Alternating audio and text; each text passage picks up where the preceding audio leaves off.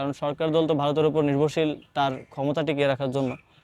এখন দেখা যায় আমরা আসলে এটা আমি বলবো যে বাংলাদেশের নিউজ চ্যানেলগুলো এই জিনিসটা করে টিআরপির জন্য। তারা কিছু জিনিসকে ইচ্ছা করে উপরে ওঠে, আবার কিছু জিনিসকে একটু দাবিয়ে রাখে। যেমন ভারতের এই যে ট্রানজিট ইস্যু নিয়ে অতগুলো নিউজ নেই যতগুলো নিউজ রাসেস ভাইপার নিউজ। এখন একটা বিষয়ের তো গুরুত্ব আমাকে বুঝতে হবে। এখন নিউজ চ্যানেলেরও এটা বোঝা দরকার, জনগণেরও বোঝা দরকার, যারা ওই কন্টেন্টগুলো কনজিউম করতেছে তাদেরও বোঝা দরকার যে কোনটা কতটুকু গুরুত্বপূর্ণ। এখন রাসেস ভাইপার একটা প্রাকৃতিক জিনিস। এখন এটা অতটা গুরুত্বপূর্ণ না যতটা আমার জাতীয় স্বার্থ, যতটা আমার সার্বভৌমত্ব গুরুত্বপূর্ণ। সেই জায়গা থেকে আমি মনে করি এখানে আমাদের মিডিয়ারও গুরুত্বটা বোঝা উচিত, কোন জিনিসটাকে কীভাবে প্রেজেন্ট করা উচিত। এবং ক্ষতিকর তো অবশ্যই আমাদের এই যে রেল ট্রানজিট দিয়ে যায়, এটাই তো ক্ষতিকর। এটা একটা দেশের সার্বভৌমত্ব এবং সার্বভৌমত্বের জন্য ক্ষতিকর, এবং আমরা আমাদের জাতীয় স্বার্থ রক্ষা হচ্ছে না, এখানে আমরা কিছু পাচ্ছি না, শুধু দিয়ে যাচ্ছি। তো এটা তো অবশ্যই সবচেয়ে বেশি ক্ষতিকর। রাসেস ব্যাপার এসেছে, এটা আবার হচ্ছে এটাকে নিয়ন্ত্রণও করা যাবে বা এটাকে শেষও করা যাবে। এগুলোর জন্য তো আমাদের প্রাণী সম্পদ মন্ত্রণালয় আছে, তারা কাজ করতে পারে। তো এইটা এত বড় ইস্যু না যত বড় ইস্যু আসলে রেল ট্রানজিট দিয়ে দেওয়াটা, এবং একটা দ্বিপাক্ষিক চুক্তিতে এক পক্ষকেই সব কিছু দিয়ে দেওয়া এবং আরেক পক্ষ একদম খালি হাতে ফিরে আসা, বরং আরও ব্যাকফুটে চলে যাওয়া তিস্তার মহাপরিকল্পনার মধ্য দিয়ে। এইটা বেশি ক্ষতিকর অবশ্যই। এখন তো সেরকম টেরিটোরিয়াল টেনশন কিংবা যুদ্ধাবস্থা নেই, কিন্তু রেল ট্রানজিট যদি থাকে এটা তো একটা চুক্তির মাধ্যমে হয়। আপনি চাইলেই যে কোনো সময় এটাকে বন্ধ করে দিতে পারেন না। তো ভারতের সাথে আপনি চুক্তি করছেন, আপনি চাইলেই তো এই চুক্তি ভঙ্গ করতে পারবেন। তো যদি কখনো এরকম সিচুয়েশন তৈরি হয় ভারতীয় উপমহাদেশে, কোথাও এখানে যদি কোনো প্রকার যুদ্ধ হওয়ার সম্ভাবনা তৈরি হয়, সেক্ষেত্রে এটা হতে পারে। দেখেন, এটা হচ্ছে বাংলাদেশের নতজন পররাষ্ট্রনীতির কারণে। এটা এমন না যে বাংলাদেশের বর্ডারে বিএসএফকে মেরে ফেলছে, সাধারণ মানুষকে গুলি করে মেরে ফেলছে। এটা এমন না যে অন্যান্য দেশের সাথেও হয় না, অন্য দেশের সাথে হয় বা হতো। দেখেন, পাকিস্তান এবং ভারতের বর্ডারে যে পরিমাণ কিলিং হয়, তার থেকে বেশি কিলিং হয় বাংলাদেশের বর্ডারে। অথচ পাকিস্তান এবং ভারত শত্রু। পৃথিবীর মধ্যে যদি রাইভালরি ধরা হয় তাহলে পাকিস্তান এবং ভারত অনেক বড় শত্রু। তো সেই তুলনায় তো বাংলাদেশ তো ভারতের বন্ধু বলে সরকার পক্ষ বলে, ভারতও বলে, কিন্তু বন্ধু রাষ্ট্রের বেশি জনগণকে সে মারতেছে, কিন্তু শত্রু রাষ্ট্রের বেশি জনগণকে সে মারতে পারতেছে না। এটা কেন? এটা হচ্ছে পররাষ্ট্রনীতির কারণে। পাকিস্তানের পররাষ্ট্রনীতি এখানে স্ট্রং, চীনের পররাষ্ট্রনীতি স্ট্রং, ভারতের সাথে তো 13-14টা দেশের বর্ডার আছে, আফগানিস্তানের বর্ডার আছে, মায়ানমারের বর্ডার আছে, ভুটান নেপালের বর্ডার আছে। বাংলাদেশের বর্ডারেই সবচেয়ে বেশি কিলিং হয়।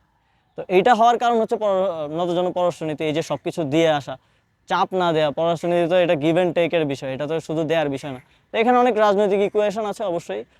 আমি মনে করি এই যে নির্বাচনে সাপোর্ট থেকে শুরু করে অনেক কিছু মিলেই আসলে রেল ট্রানজিট থেকে শুরু করে সব দিকে ভারতকে সব কিছু দিয়ে দেওয়ার যে মানসিকতা এবং নতজন পররাষ্ট্রনীতিটার কারণেই এটাই আসলে। হ্যাঁ, তিস্তার ইস্যু তো আজকে ইস্যু না, তিস্তার ইস্যুটা 47-এর পর থেকে ইস্যু। পাকিস্তান আমলেও এটা ইস্যু ছিল, তখনও পাকিস্তানের নেতৃবৃন্দ এবং ভারতের নেতৃবৃন্দ এটা নিয়ে আলোচনা করছে, এটা নিয়ে দীর্ঘ সময় ধরে আলোচনা চলছে। তো ট্রানজিট দেওয়ার মতো বড় একটা ইস্যু দেওয়ার ক্ষেত্রে বাংলাদেশ যদি তার শক্তি দেখাতে পারতো, তাহলে অবশ্যই কূটনৈতিক শক্তি দেখাতে পারলে সে তিস্তা চুক্তিটা করে আনতে পারতো নিজের ফেভারে। কিন্তু বাংলাদেশ সেটা পারে নাই, বরং বাংলাদেশ তিস্তার সমস্যার সমাধান না হওয়ার কারণে দীর্ঘদিন এটা সমাধান হচ্ছে না। সে কারণে বাংলাদেশ একটা মহাপরিকল্পনা নিয়েছিল একটা বহুমুখী ব্যারেজ করার, যাতে তিস্তার পানি যে কোনো সময় ভারত চাইলেই যেন আমার উপরে ছেড়ে না দিতে পারে, এটাকে যেন কন্ট্রোল করা যায়, এটা যেন মেনটেন করা যায়। সেই যে সিদ্ধান্তটা ছিল সেটা বাস্তবায়নের দিকে যাচ্ছিল। কিন্তু এই চুক্তিতে, এই আলোচনায়, যেই সংবাদ সম্মেলনে ভারতের যেই পররাষ্ট্র সচিব যেটা বললেন, তারপরে মনে হচ্ছে যে এই তিস্তা মহাপরিকল্পনাও এখন বাতিল হয়ে যাবে। কারণ ভারত বলছে সে তার প্রতিনিধি দল পাঠাবে বাংলাদেশে, সে এটাকে আবার রেস্টোরেশন করবে, সে আবার এটা নিয়ে চিন্তা করবে। তো যেখানে আমরা একটা সিদ্ধান্ত নিয়ে আগাচ্ছিলাম, তিস্তা ইস্যুতে একটু ফ্রন্ট ফুটে যাচ্ছিলাম, সেখানে আমরা আবার ব্যাক ফুটে যাচ্ছি, কিন্তু ট্রানজিট ঠিকই দিয়ে দিচ্ছি। বরং যেই তিস্তা চুক্তি আমাদের আদায় করে নেওয়ার কথা ছিল সেটা আমরা আরও হারালাম, এবং আমরা নিজেরা যেটা করতে যাচ্ছিলাম মহাপরিকল্পনা অনুযায়ী, যেই ব্যারেজ করার কথা ছিল, সেটাও যেন পিছিয়ে গেলাম আর কি।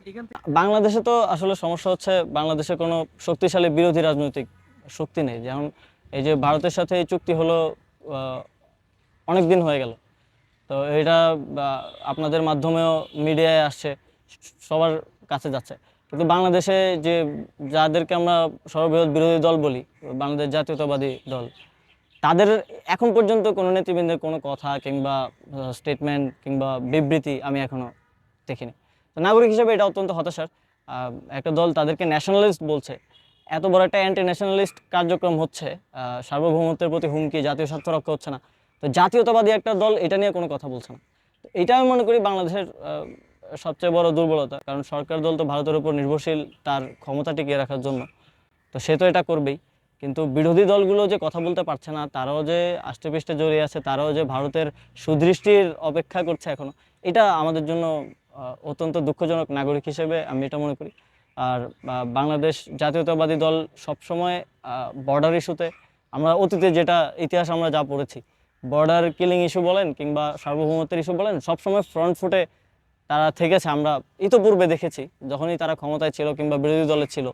কিন্তু এখন আমরা দেখছি যে জাতীয়তাবাদী ইস্যুগুলোকে তারা এড়িয়ে যাচ্ছে। যেমন নির্বাচনের সময় তারা যখন আন্দোলন করলো, তারা মোদি বিরোধী আন্দোলন, এত বড় একটা মুভমেন্ট হলো গত সরকারের গত মেয়াদে, সেটা নিয়ে তারা কোনো কথা বলছে না। তারা ভারতের ইস্যুতে যেন বা একটু ব্যাকফুটে চলে যাচ্ছে এবং জাতীয়তাবাদী তাদের যে স্পিরিট সেখান থেকে সরে গেছে। এটা জাতির জন্য একটা কলঙ্কজনক বিষয় আসলে।